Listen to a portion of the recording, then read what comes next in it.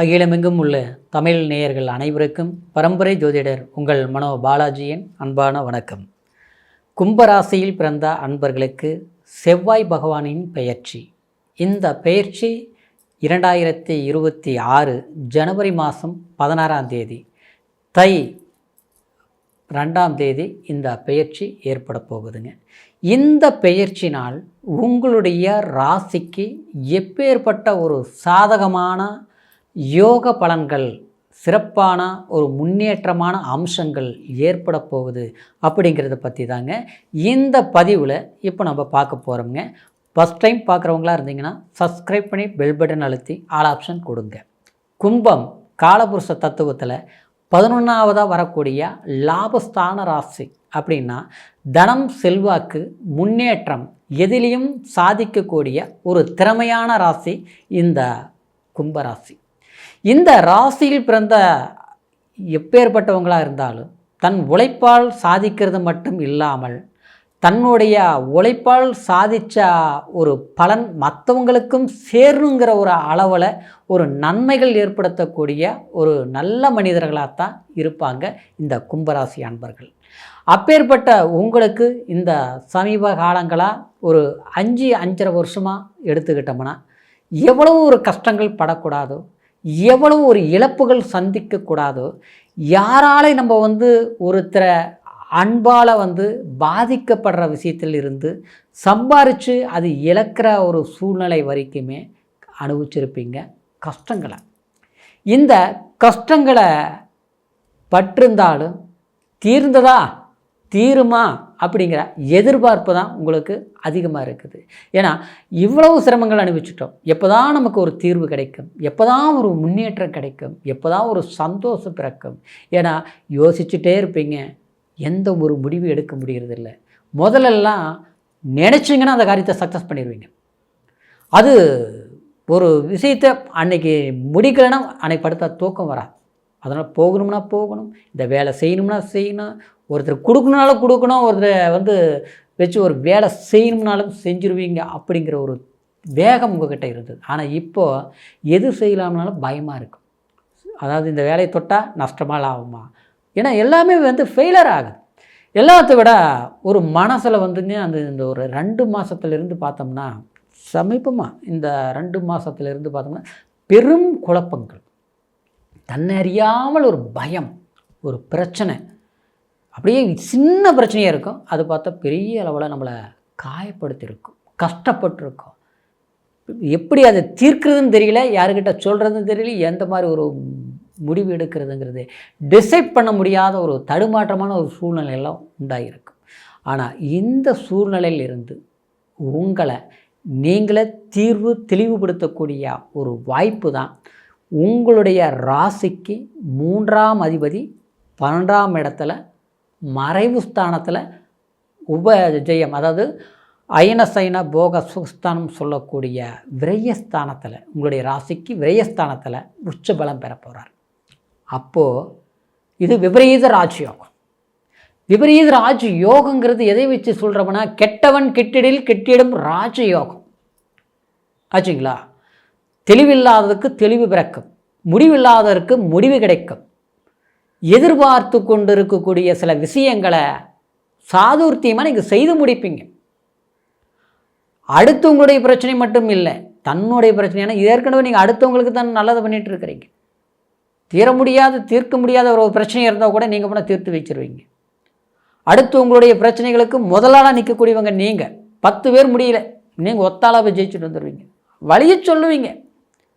சட்ட நுணுக்கங்கள் மட்டும் கிடையாது, கட்ட பஞ்சாயத்து மட்டும் கிடையாது, ஒரு வேலையை கடினமான உழைப்பால் சாதிக்கக்கூடியது ஒரு போன் காலையினால் நீங்கள் சாதிச்சிருவீங்க. அந்த திறமை உங்கள்கிட்ட இருக்குது. ஆனால் எல்லாம் பலம் இருந்து என்ன குழப்பம், பேச நினச்சா பேச முடிய மாட்டேங்குது, பேசுனா ரைட்டாக தப்பாங்கிற அளவுக்கு கொஞ்சம் யோசித்து பேசுகிற மாதிரி சூழ்நிலையில் நீங்கள் தள்ளப்பட்டுட்டீங்க.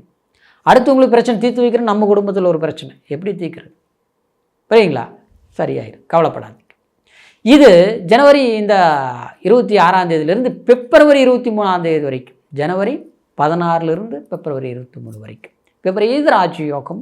உச்சபலம் பெற்ற செவ்வாய், அந்த செவ்வாய் உங்களுடைய ராசிக்கு, அதாவது தன்னுடைய ஜென்ம வீட்டை 3ஆம் இடத்த 4ஆம் பார்வையாக பார்க்க செவ்வாய். அப்போது முயற்சி சக்ஸஸ், வெற்றி, பாசத்தால் நன்மைகள், எதிர்பார்த்த உறவால் எதிர்பார்க்கக்கூடிய திருப்தி ஆச்சுங்களா, கண்டிப்பாக கிடைக்கக்கூடிய ஒரு காலகட்டம். அப்புறம் பார்த்தோம்னா இந்த பயணங்களால் நன்மைகள் உண்டாக்கும். கொஞ்சம் இடம் மாறணும்னு நினச்சா மாறலாம், தொழில் தொடங்கணும்னு நினச்சா தொடங்கலாம், எதிர்பார்க்கக்கூடிய ஒரு வேலையினால் வெற்றி வாய்ப்புகள் ஓடி வரும்.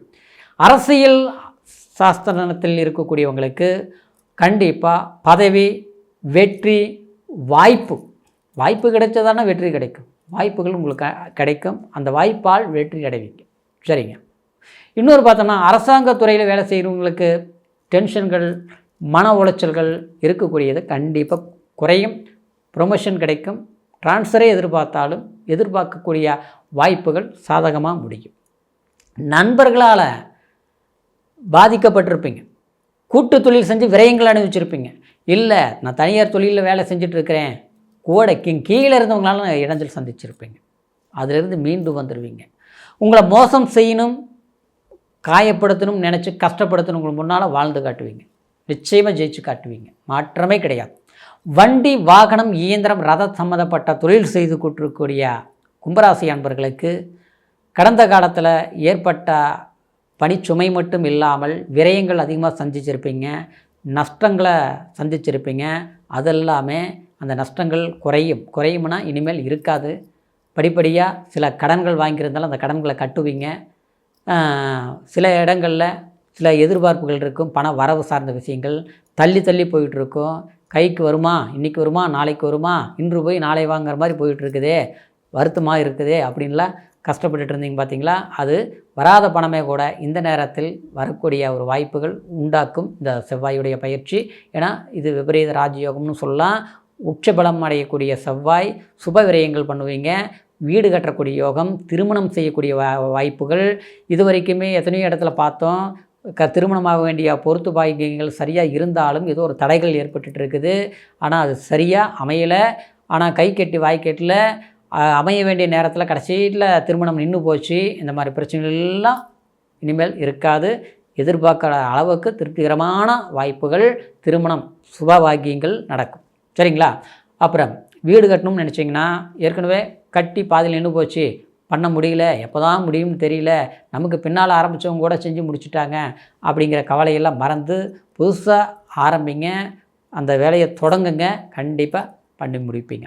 அப்புறம் பார்த்தோம்னா வெள்ளாமை விளைச்சல் சார்ந்த உபகரணம் அப்படின்னா விவசாயத்துறைக்கு தேவையான ஒரு உபயோகப் பொருட்களை விற்பனை செய்துட்டுருக்கவங்களுக்கு ஆதாயமான வரவுகள் அதிகரிக்கும், விருத்தியாகும், வியாபார விருத்தியாகும்.